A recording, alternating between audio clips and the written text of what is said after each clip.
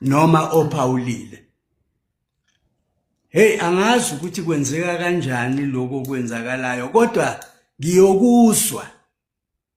ngiyokuzwa emhlanganweni esesiubizile esasiufuna ukuthi ube ngo2024 nako kumchune segula.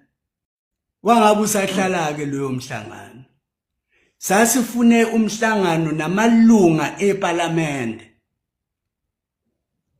Loyo mhlangano ke manje nizokwazi ke ukuthi kube khona ushintsho eParliament, sekuno chief whip omusha waseParliament osekhonjiwe uCommander uMarvin Dex.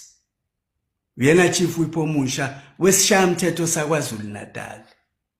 Sesinomhlangano esiuhlelile naye uchief whip ozokwenzeka maduze nje.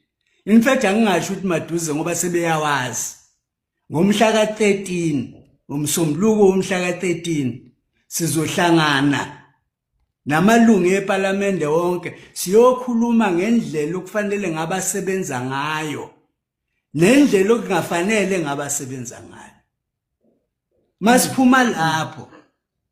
Masiphuma lapho siyobe sesinesiqiniseko sokuthi umuntu ophuma eceleni uyobe seyisala kutshelwe sifuna ukubona ngomoba oyophuma eceleni emva kwaloko. Kodwa amalungu esishamthetho kunendlela okufanele asebenze ngayo. Emveni kokubona bona siyobe sesihlela nalabo baka-national.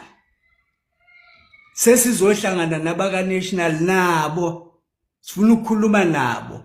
Ezinye zezinto esizobe sizikhuluma yizo izinto zokuthi kunama constituency offices aphi asebenza kanjani, uqashwe bani khona, olindeleke ukuthi enzeni, uqualified ngaluphi uhlobo.